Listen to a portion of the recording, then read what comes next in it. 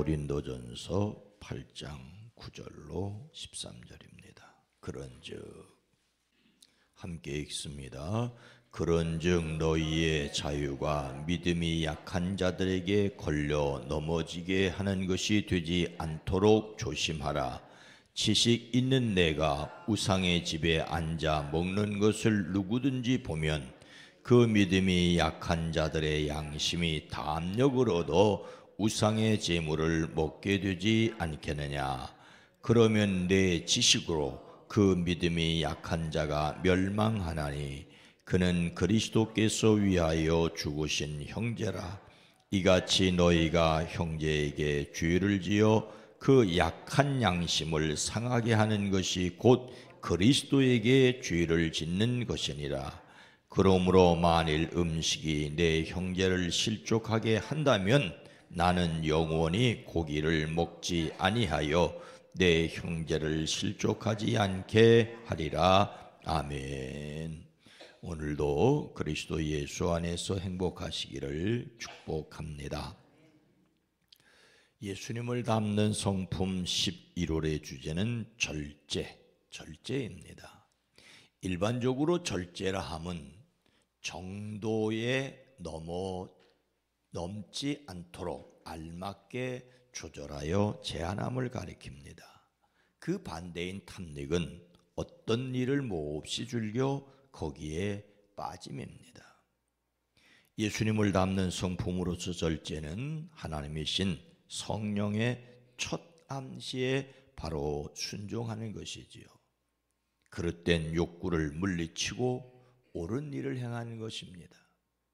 성령님의 시험을 통과한 결과로 얻는 성령님의 능력입니다. 이를 위하여 하나님이 주신 능력으로 욕망을 권리로 여기지 않도록 조심해야 합니다. 사람들은 자기가 하고 싶은 것을 하는 것을 권리라고 여깁니다. 하지만 그것이 죄 될 수 있음을 알아야 합니다. 하나님께서 바울을 통하여 마음대로 우상 제물 먹을 수 있다는 고린도 교회 사람들에게 무엇을 조심하라고 하십니까? 9절 말씀입니다. 그런즉 너희의 자유가 믿음이 약한 자들에게 걸려 넘어지게 하는 것이 되지 않도록 조심하라. 고린도 교회는 그곳에 복음을 전하여 준 사도 바울에게 여러 가지 당면 문제의 해결을 요청하지요. 오늘 말씀을 포함하여 두 번째 문제는 우상에게 드려졌던 음식을 먹어도 되느냐라는 문제였습니다. 이것을 우리식으로 말하자면 제사 음식을 먹어도 되느냐 하는 것인데 우리 형편보다 훨씬 더 복잡하고 심각하였습니다. 당시 헬라 문화권인 고린도는 신전에서 제사 지내는 일이 사회적으로 매우 중요한 행사였습니다. 이것은 종교적 행사이자 사회적이고 가정적인 행사였습니다. 오늘날 올림픽은 본래 제우스 신을 기념하기 위한 제사였지요. 당시 중요한 행사는 대부분 신전에서 이루어졌습니다. 심지어 집안 잔치도 신전 제사 형식으로 치러졌습니다. 이렇게 신전에서 제사를 마치고 남은 음식을 신성하게 여겨 그 자리에서 먹거나 집으로 가져가 양식으로 삼았습니다. 우리나라도 차례를 지내거나 제사를 지난 다음에 그 음식을 나눠 먹는 것처럼 말입니다. 그런데 그 음식이 소를 드렸기 때문에, 짐승을 드렸기 때문에 그 고기를 시장에 내다 팔기도 했습니다. 예수님을 믿는 사람들도 그 자리에 초청을 받아 참석을 하였습니다. 그래서 우상에게 바쳐진 고기를 먹어도 되는가? 우상에게 바쳐졌을지도 모르는 시장에서 파는 고기를 사다 먹어도 되는가? 모르고 먹다가 알게 되면 어떻게 해야 되는가? 등등의 문제가 발생하게 됩니다. 이런 형편에서 우상 제물을 먹어도 된다고 주장하는 사람들이 있었습니다. 이런 주장은 유대인이 아닌 사람으로서 예수님을 믿게 된 사람들이 주로 하였지요. 이들은 그리스도인의 자유에 대한 굳은 신념을 가진 소위 믿음이 강한 자들이었습니다. 우상은 아무것도 아니고 우상에게 바쳐진 제물은 아무런 의미가 없다고 생각했지요. 이런 생각은 옳습니다. 우상이란 아무것도 아니고 오직 하나님 한 분밖에는 신이 없습니다. 우리에게는 아버지가 되시는 하나님 한 분이 계실 뿐입니다. 만물은 그분에게서 났고 우리는 그분을 위하여 했습니다. 그리고 한 분 주님이신 예수 그리스도가 계실 뿐입니다. 그러니 우상도 아무것도 아니고 우상의 제물도 아무것도 아니라는 것이죠. 그런데 우상에게 바쳐졌던 제물을 부정한 음식이라 일체 먹을 수 없다고 주장하는 사람들도 있었습니다. 특히 유대교회에서 개종한 그리스도인들은 우상 제물을 엄격히 금지하는 율법에 아직 매여 있었습니다. 우상 제물을 먹는 것은 곧 우상 숭배에 동참하는 것이며 부정한 음식으로 자기 몸을 더럽히는 것이라고 여겨 단호하게 배격하였습니다. 이렇게 제사 음식 먹는 문제를 두고 분쟁이 그치지 않았으므로 바울에게 이 문제를 어떻게 해야 하겠느냐라고 물었고 바울은 대답을 해야 했습니다. 그는 우상에게 바쳐졌던 음식의 성격에 관해서는 전혀 말하지 않습니다. 우리식으로 말하자면 제사 음식을 귀신이 먹은 것이냐 안 먹은 것이냐에 대해서 말하지 않습니다. 더더욱 정결하다거나 부정하다고도 얘기하지 않습니다. 일단 우상에게 바쳐졌던 음식이라도 아무렇지 않게 먹을 자유가 있다고 말합니다. 제사의 사용한 음식이라고 해서 귀신이 먹었던 것은 아닙니다. 아니 귀신이 먹었던 음식이라고 해도 우리가 못 먹을 이유는 없지요. 음식은 음식일 뿐입니다. 어떤 음식을 먹는 건 그 사람이 마음대로 선택할 수 있는 자유입니다. 그런데 이어서 여러분에게 있는 이 자유가 약한 사람들에게 걸림돌이 되지 않도록 조심하라고 이어서 말합니다.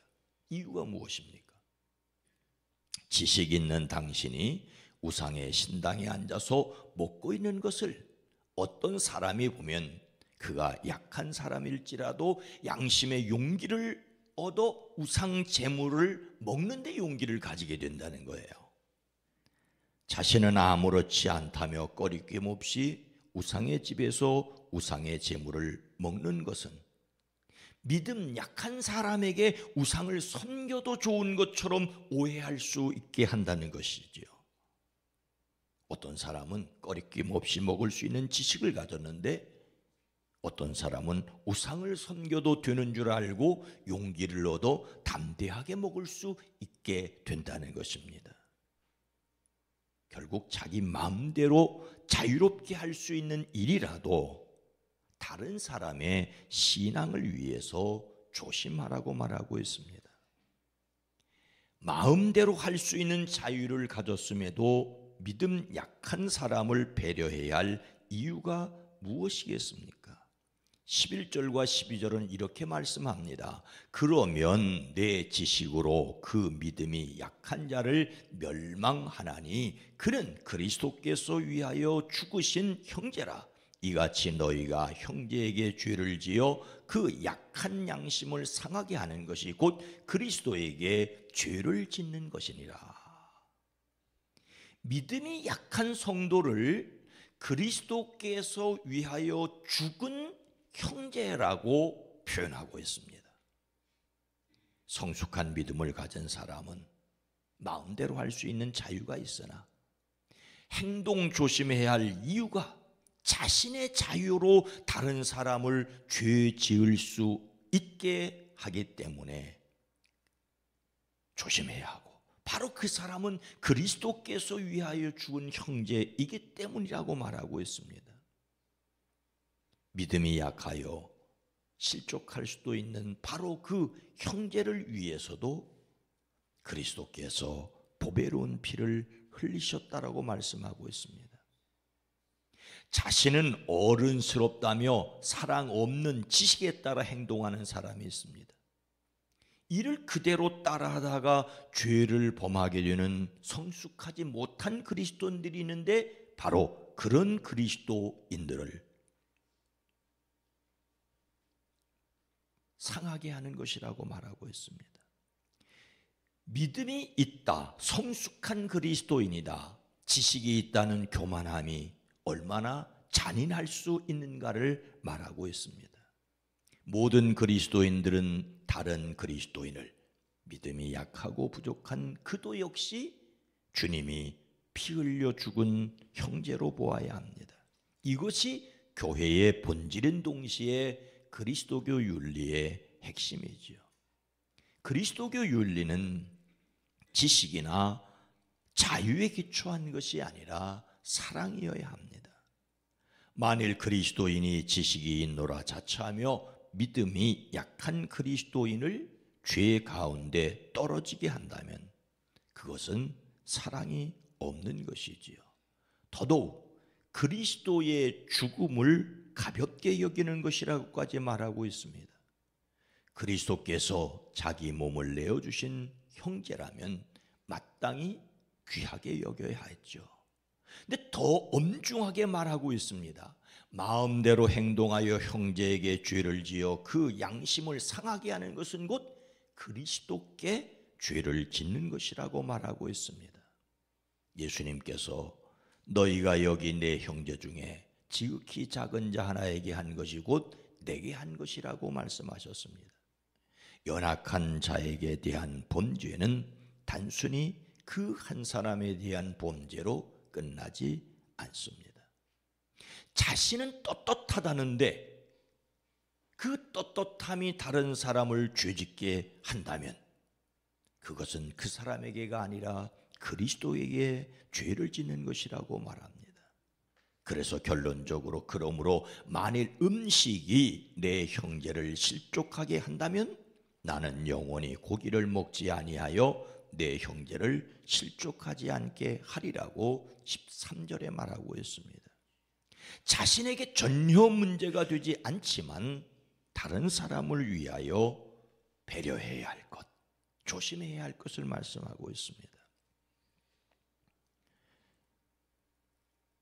어떤 사람들은 술을 멀리하기 위해서 가나 혼인잔치에서 예수님이 만드신 것은 술이 아니라고 강변을 합니다. 아닙니다.